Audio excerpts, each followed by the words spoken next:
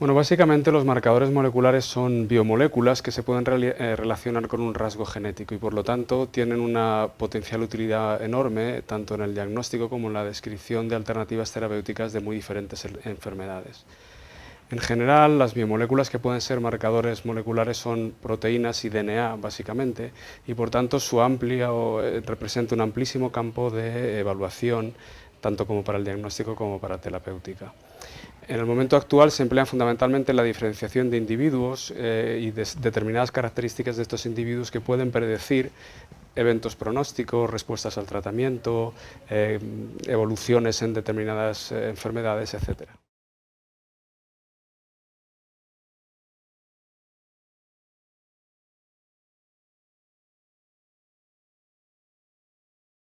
Bueno, desde el punto de vista de la aplicación clínica, básicamente el campo de la oncología es donde más desarrollo existe en el tema de los biomarcadores moleculares. Sin embargo, se están abriendo muy numerosos campos de aplicación de este tipo de procedimientos diagnósticos, como son las enfermedades infecciosas, concretamente en las enfermedades hepáticas, y probablemente en el próximo futuro otras muchas áreas también se beneficiarán de la utilización de marcadores moleculares.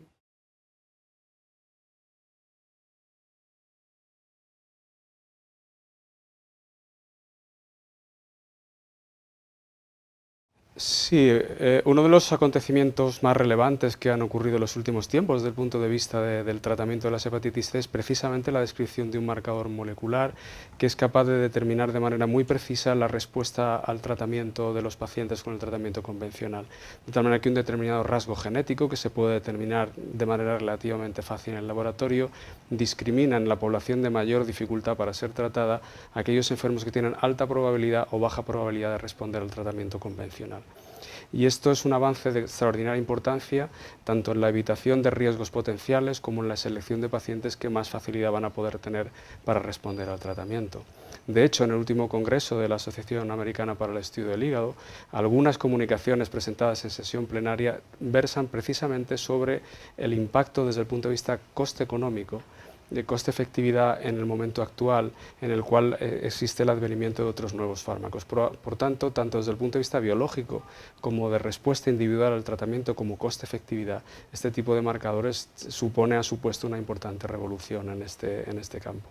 Y de hecho, el año próximo, en el curso de posgrado de la Asociación Americana para el Estudio del Hígado, que probablemente sea la actividad docente más importante del mundo en el campo de la hepatología, se va a dedicar específicamente a la importancia de la genómica y de los marcadores moleculares en el amplio espectro de toda la enfermedad hepática. Por tanto, es una realidad actual en el campo de las hepatitis y muy probablemente suponga un salto cualitativo muy importante en el próximo futuro. En este campo concreto es una realidad presente y probablemente debería incorporarse a la práctica clínica habitual la determinación de este tipo de marcadores de interleuquina B28 para determinar qué pacientes deben tratarse, qué pacientes son mejores seleccionables para el tratamiento con las nuevas alternativas terapéuticas, etc.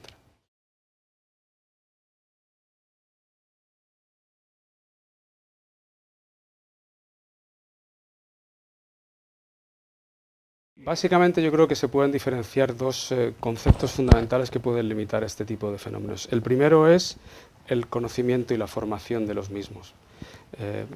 La medicina es un continuo reto y el conocimiento, la actualización del conocimiento es siempre compleja, tanto más si se trata de técnicas que incorporan aspectos relativamente novedosos desde el punto de vista de la biología. No es fácil para un clínico probablemente hacerse cargo de lo que hay detrás de un determinado marcador positivo o negativo.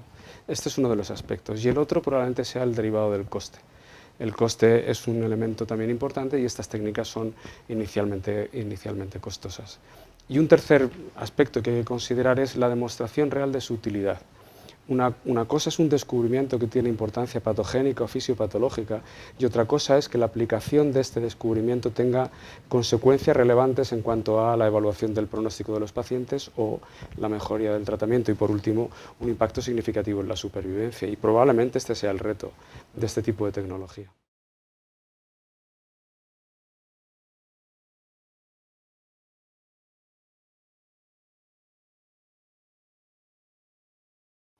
Bueno, probablemente la principal contribución de los marcadores de imagen sea el hecho de que proporcionan un elemento de conocimiento funcional de lo que está ocurriendo. Al ser dinámicos en su estructuración, nosotros podemos ser capaces de captar de una manera gráfica qué pasa antes o después de una determinada maniobra terapéutica, qué elementos condicionan pronóstico desde el punto de vista de la imagen y, de manera muy importante, ya no solamente se trata de una fotografía estática de lo que a un paciente le ocurre, sino que proporcionan un componente dinámico que es, desde mi punto de vista, de gran trascendencia. Es posible, por ejemplo, y especulando en el campo de las enfermedades hepáticas, que determinados marcadores moleculares puedan ser predictivos en el futuro de respuestas terapéuticas en el tratamiento del cáncer de hígado o de evaluaciones pronósticas en términos de esta enfermedad. Y, por tanto, como digo, aportan un componente dinámico muy significativo desde el punto de vista biológico.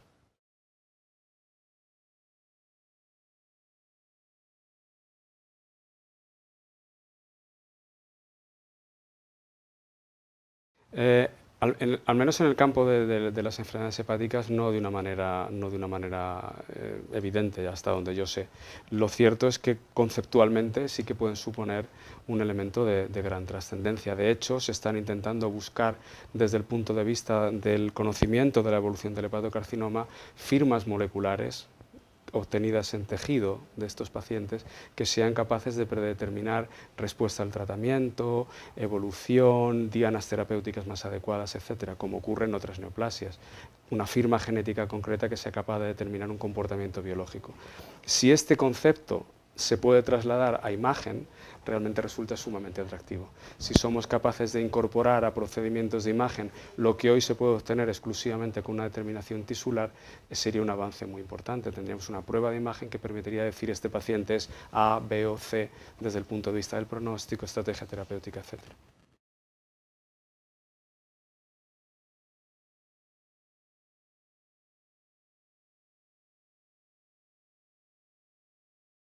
Claro, esto es un hecho que ocurre no solamente en este campo, que es un campo de gran desarrollo reciente, sino prácticamente en cualquier ámbito del conocimiento médico, en el que desde el inicio de la expansión del conocimiento hasta que se sedimenta de manera definitiva un proceder médico diagnóstico terapéutico, pasa tiempo. Lo que es cierto es que lo que es muy importante es que la aproximación de esta nueva tecnología se haga bien desde el principio y se evite la proliferación de información de escasa calidad. Y lo ideal sería desarrollar grandes estudios que fueran capaces de determinar muy pronto el impacto significativo o la falta de impacto significativo de una determinada estrategia en variables clínicamente relevantes, no pequeñas variables intermedias que suponen un avance patogénico, pero no un cambio real en la actitud de la enfermedad. Si esto se hace bien desde el principio, podríamos tener muy pronto que este determinado biomarcador es capaz de, con su determinación, mejorar el pronóstico de los pacientes, optimizar la supervivencia. Y este es el reto. No quedarse en el avance inicial, sino profundizar un poco más hacia variables clínicas relevantes.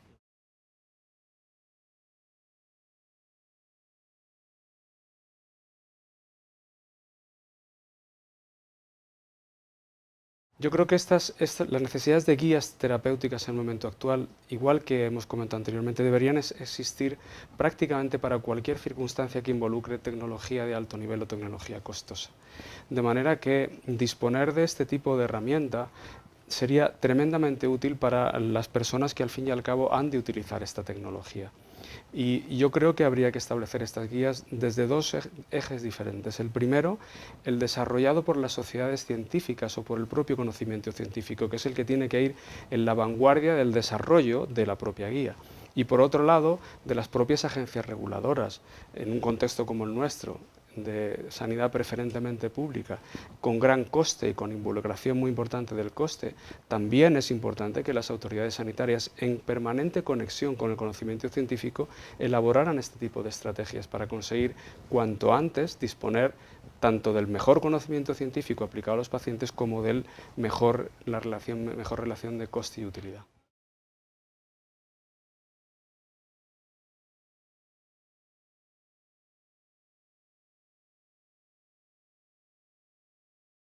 Esta es la grandeza y la miseria del oficio, de los oficios sanitarios, en los cuales la explosión del conocimiento es gigantesca y la necesidad de adquirir conocimientos de vanguardia es realmente una necesidad permanente y no es fácil tener un conocimiento actualizado y preciso de las cosas. Por tanto, la formación en este campo es imprescindible. ¿Por qué? Porque si no hay una formación adecuada se pueden producir errores por exceso y por defecto. Por defecto es aquella persona que no utiliza un recurso que puede beneficiar claramente a sus pacientes, y por exceso es aquel que utiliza cualquier novedad que existe sin que realmente se haya demostrado que éste tenga un beneficio real sobre los pacientes. Por tanto, una formación rigurosa es crítica para el desarrollo futuro de este tipo de tecnología.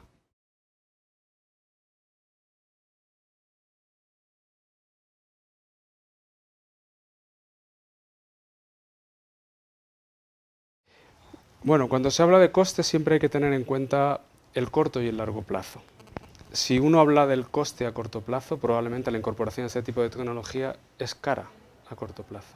Pero sin embargo, si como decíamos anteriormente, la utilización de este tipo de tecnología es capaz de mejorar el pronóstico de los pacientes, nada hay más caro que morir, y el coste asociado a que el paciente tenga repetidos y repetidos y repetidos tratamientos. Esto ocurre en el campo de las hepatitis, por ejemplo. Dice, el coste de los nuevos tratamientos que están por venir o el coste de la incorporación de estas nuevas determinaciones, ¿cuánto supone?